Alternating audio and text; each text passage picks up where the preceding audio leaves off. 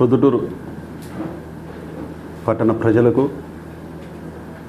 ముఖ్యంగా ప్రొద్దుటూరు ముస్లిం సోదరులు, నా అన్నదమ్ములు, నా అక్క చెల్లెళ్ళు, వీళ్ళకందరికీ అస్సలాము అలైకుం. గత కొన్ని రోజులుగా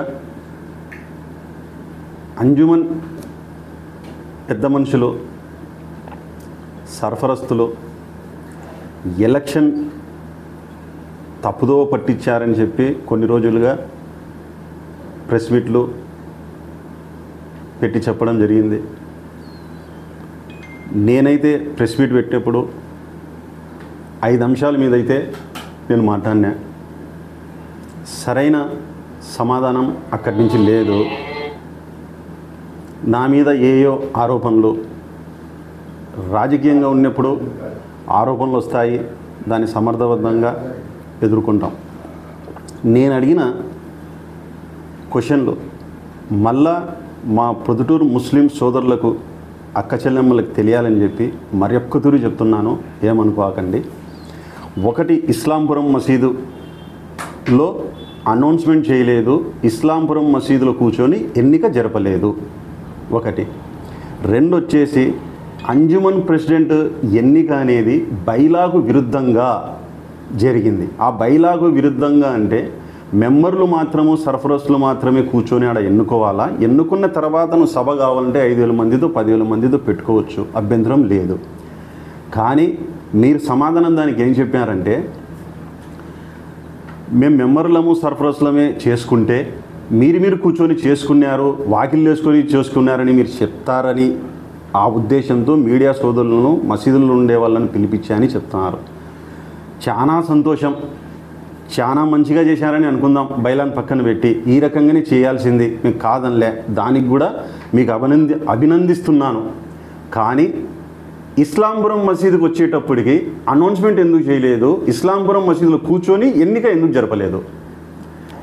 ఆసారి షరీఫ్లు అయితే ఆ రకంగా చెప్తావు, ఇస్లాంపురం మసీదుకు సంబంధించి మెంబర్ల కాడికి వచ్చేయాక అనౌన్స్మెంట్ లేదు, అక్కడ కూర్చొని చర్చ జరపలేదు, కమిటీ సభ్యునిగా ఉండేతని నన్ను కూడా మీరు చెప్పలే. అది ఇంకా మీ విఘ్నతకే వదులుతున్నా. మూడో అంశము, మీరు ప్రెసిడెంట్గా ఉన్నప్పుడు 2016లో మీకు వక్ఫ్ బోర్డ్ CEO దగ్గర నుంచి షోకాజ్ నోటీస్ వచ్చింది. మీరు దానికి స్టే ఆర్డర్ తెచ్చుకున్నారు 2016 సంవత్సరంలోనే. నేనేమి ఈ మాటలు మీ మీద నింద వేయడం లేదు, ఉండే వాస్తవాలు సేకరించిన తర్వాతనే నేను తెలియజేస్తాను. మా ముస్లిం సోదరుల కోసము నేను అడుగుతాను, ప్రశ్నిస్తాను. ఇది CEO గారు మీకు షోకాజ్ నోటీస్ పంపించినది మీరు 2016లో ప్రెసిడెంట్గా ఉన్నప్పుడు. దానికి మీరేం చేశారు, కోర్టుకు పోయి స్టే ఆర్డర్ తెచ్చుకున్నారు 2016లోనే. మీరు అవినీతి చేశారని నేను చెప్పడం లేదు ఎక్కడే, కానీ గత ప్రెస్ మీట్లో చెప్పలేదు, ఈ ప్రెస్ మీట్లో కూడా చెప్పడం లేదు. మీరు అవినీతి చేశారు, మీరు అక్కడ ఉండే డబ్బులను తప్పుదోవ పట్టించారని నేను అనలే. షోకాజ్ నోటీస్ వచ్చింది, మీరు స్టే ఆర్డర్ తెచ్చుకున్నారు, మతలబ్ ఏంది అని నేను. ఇది CEO గారు పంపించినది, ఇది స్టే ఆర్డర్. దీని ఏదో మీరే ప్రొద్దుటూరు ముస్లిం సమాజానికి చెప్పండి, ఎందుకు ఆయన షోకాజ్ నోటీస్ పంపించారు, మీరెందుకు స్టే ఆర్డర్ తెచ్చుకున్నారు అనేది మా ప్రొద్దుటూరు పట్టణ ముస్లిం సోదరులకు తెలియజేయండి, తప్పేముంది. ఈ 3 అంశాలు అయితే మా అంజుమన్కి సంబంధించినవి. ఈ ముందుకు చెప్పిన 3 అంశాలు మా అంజుమన్కి సంబంధించినవి. మీరు నేను సర్ఫరస్గా ఉన్నప్పుడు మీరు ఎందుకు ప్రశ్నించలేదు అని నన్ను అడిగారు. వాస్తవంగా నిజానికైతే మోడంపల్లె మసీదు 73 సెంట్లు అన్యక్రాంతమైందనేది అయితే ముందు నుంచి నాకు తెలుసు. ఈ షోకాజ్ నోటీస్ వచ్చినది, మీరు స్టే ఆర్డర్ తెచ్చుకునేది, ఆయన ఎయిడెడ్ స్కూల్ అమ్ముకునేది ఇనాయతుల్లా పెద్దాయన గారు, అదైతే నాకు తెలియదు. ఈ కొద్ది రోజుల నుంచి ఆ సమాచార సేకరణ చేసుకున్నా కాబట్టి అది కూడా నేను ప్రజలకు తెలియజేయాలని చెప్పి తెలియజేశాను. మోడంపల్లె ఆస్తులు అమ్ముకున్న దాదాపీర్ పెద్దాయనకు ఈ రకంగా వీళ్ళ మీద మచ్చ ఉన్నప్పుడు వీళ్ళు పెద్ద మనుషులుగా, సరఫరసులుగా ఎలా కొనసాగుతారనేది నేను మీ ద్వారా, నా ద్వారా ముస్లిం ప్రజానికానికి, నా ముస్లిం అన్నదమ్ములకు తెలియజేయాలని చెప్పి తెలియజేస్తాను. 73 సెంట్లు సర్వే నెంబర్ 565 565లో అమ్మారు 5 మంది కలిసి. ఆ 5 మందికి వక్ఫ్ బోర్డ్ ఇన్స్పెక్టరు ఈ అమ్మిన డాక్యుమెంటు, ఇది అమ్మిన డాక్యుమెంటు.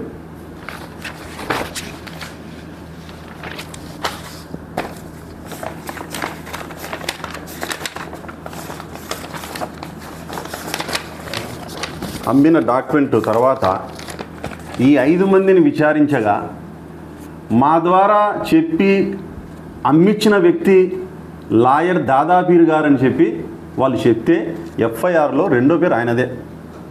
ఇదేం నేను చెప్తే కట్టేది కాదు, ఇంకొకరు చెప్తే కట్టేది కాదు. వాళ్ళు విచారణ జరిపి డిఎస్పి ఆఫీసరు వీళ్ళు చేసింది కూడా తప్పేనా? మళ్ళీ వాళ్ళు పెద్ద మనుషులు, వాళ్ళు మంచోళ్ళు అని నువ్వు కితాబిస్తావే వాళ్ళకు? నువ్వేమో పొద్దుటూరుకు న్యాయ నిర్ణేతవాను? దీని మీద ఆయన క్వాష్ పోయాడు. క్వాష్ పోయిన పిటిషన్ కూడా ఇది. దీని మీద క్వాష్ పోయాడు ఆయన. ఎవరు పట్టించుకోలే, ప్రొద్దుటూరు ముస్లిం సోదరులు ఎవరే కానీ పట్టించుకోలే దీని మీద, ఈ కేసుల మీద. అందుకు వీళ్ళ ఆటలన్నీ సాగినాయి. ఇది చెప్పడం కూడా నేరమేనా? మంచోడిని మంచోడే అంటాం, చెడ్డోడిని చెడ్డోడే అంటాం. నువ్వు అంజుమన్లు దోచుకున్నావు, నేనేమన్నా అన్నానా? అనలేదే. నువ్వు మరలే కుదురు చూసుకో వీడియోలు, నేను అనలే. షోకాజ్ నోటీస్ వచ్చింది, నువ్వు స్టే ఆర్డర్ తెచ్చుకున్నావు. అప్పుడు చెప్పినా ఇప్పుడు చెప్తాడా? ఇన్నాయతుల్లా పెద్ద ఆయన గురించి చెప్తావు. వాళ్ళ అబ్బా కాలం నుంచి వాళ్ళు ఆ వృత్తిలో ఉన్నారు, వాళ్ళ నాయన ఆ వృత్తిలో ఉన్నాడు, ఈయన ఈ వృత్తిలో ఉన్నాడని చెప్పి. నేను వాళ్ళ అబ్బగారిని కానీ నాయనగారిని కానీ పల్లెత్తి మాట మేము మాట్లాడలే, వాళ్ళ ముఖాలు కూడా మేము చూడలే. చెప్పింది ఇనాయతుల్లా గురించి చెప్పిన. చందాలేసి దస్కిరిపేటలో ఫరూకియా ఎడ్యుకేషనల్ స్కూల్ కోసము ఆ ఆస్తి కొంటే ఆయన అమ్ముకున్నాడు. అది నేను ఆయన మీద ఆరోపణ చేసింది. ఆ ఆరోపణలు ఉన్న వ్యక్తి అంజుమన్లో సర్ఫరస్గా ఇలా కొనసాగుతాడని నేను మిమ్మల్ని అడిగినా. అంతే తప్ప ఆయనకు నాకు ఇంటర్నల్గా శత్రుత్వం ఏముంది? ఎవరికి శత్రుత్వం లేదు.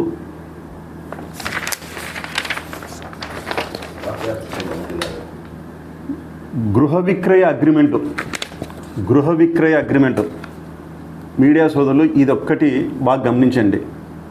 స్కూల్ కొనేటప్పుడు అగ్రిమెంటు, చందాలు పోగు చేసి స్కూల్ కొనేటప్పుడు అగ్రిమెంట్ రాయించుకునేటప్పుడు ఫస్ట్ ఇప్పుడు అంజుమన్ ప్రెసిడెంట్గా కొత్తగా ఎన్నికైన మా ముక్తార్ గారు సాక్షి సంతకం ఉంది. చూడండి, సాక్షి సంతకం ఉంది.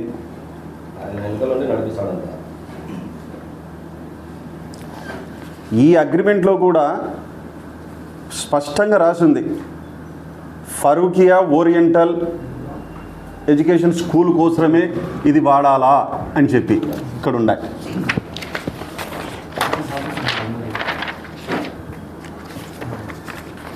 డాక్యుమెంటు మళ్ళా మేము రాయించుకుంటే వేరే వాళ్ళతో గొలుసు రాత కాబట్టి అప్పట్లో కొందరు కనుక్కోలేరని చెప్పి వాళ్ళతోనే మేము రాయిస్తే అందులో అమ్మిన అతను చెప్పిన పొందుపరిచిన మాటలు దస్తావేజ్ నెంబర్తో సహా చెప్తా. దస్తావేజ్ నెంబరు 3629/1995 60,000 రూపాయలకు గృహ విక్రయ దస్తావేజు. ఇందులో దాదాపు 30 సంవత్సరముల నుండి ఫారూక్ అరబిక్ ఓరియంటల్ ఎలిమెంటరీ పాఠశాలను బాడుగకు ఉంటూ వచ్చుచున్నారు. అట్టి నా ఇంటిని ఈ దినము సదరు పాఠశాల నడుపుటకు గాను సొసైటీ వారికి 60,000 అక్షరాల 60,000 రూపాయలకు సదరు విక్రయం మొత్తము 60,000 రూపాయలు తీసుకును నాకు ముట్టినది గనుక ఇందుకు ప్రతిఫలం షెడ్యూల్ ఆస్తిని నీ పై సంస్థకు విక్రయించి ఆ రోజు పై సంస్థ ఫౌండర్కు మీ స్వాధీనము చేసినాను గనుక ఈ రోజు నుండి పై సంస్థ వారు అరబిక్ పాఠశాలను నడుపుతూ అనుభవించుకోవలసినది. షెడ్యూల్ ఇంటిని సొసైటీ వారు అరబిక్ పాఠశాల కానీ మద్రసా కానీ లేదా ఇతర విద్యా సంస్థలు కానీ నడుపుటకు ఉపయోగించవలెను అని ఆయన ఆ దస్తావేజులో పొందుపరిచింది. నేను రాసి చెప్పిన మాటలు కాదు. ఆయన అమ్ముతాడు. ఆయన అమ్మిన దాంట్లో రిజిస్టరు చేసి ఇచ్చింది ఎవరు? ఇనాయతుల్లా పెద్ద ఆయన గారు.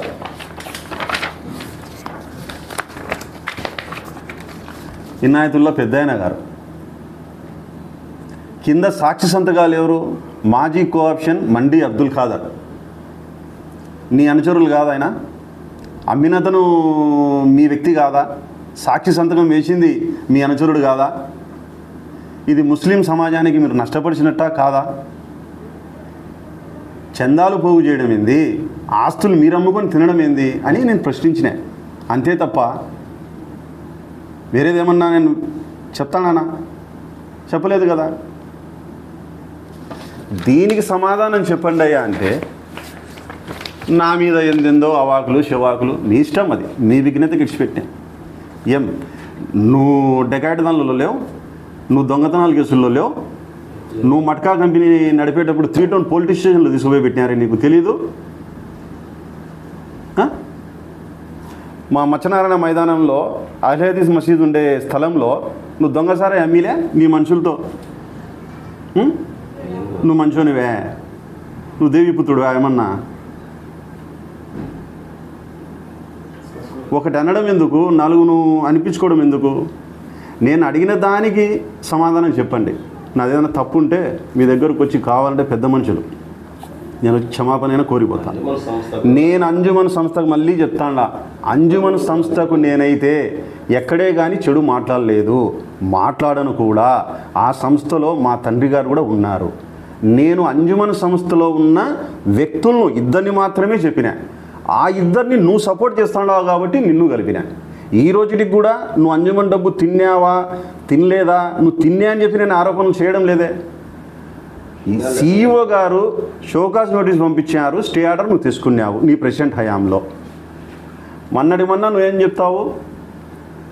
ఈద్గాలో ప్రెస్ మీట్ పెట్టేప్పుడు నేను ప్రెసిడెంట్గా రాజకీయ కోణం ఉండకూడదని చెప్పి నేను రాజీనామా చేసి భాషణాన్ని ఎక్కించావు అంటావు.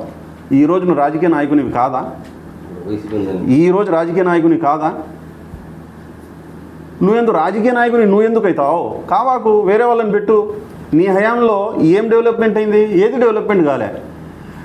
దర్గాకు ముందర పక్క ఉండే పరమట దిక్కుకుండే రూములు భాషన్న హయాంలో మేము సర్ఫరస్గా ఉన్నప్పుడు, నువ్వు మెంబర్గా ఉన్నప్పుడు జరిగింది. అందరి హయాంలో జరిగింది, ఆ కమిటీలో ఉన్న అందరి హయాంలో జరిగింది.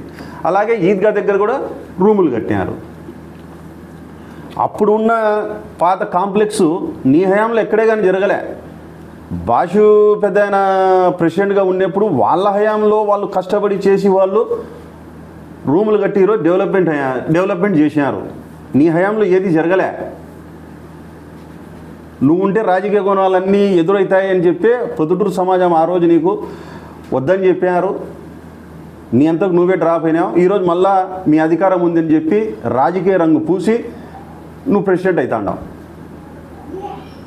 నేను మరీ మళ్ళా చెప్తాండా, ఈరోజు అంజుమన్ సంస్థలో ఎవరైతే మెంబర్లుగా సర్ఫరస్లుగా ఎన్నికైనారో వాళ్ళకందరికీ శుభాకాంక్షలు తెలుపుతున్నాను. ఒక్క ముగ్గురికి తప్ప.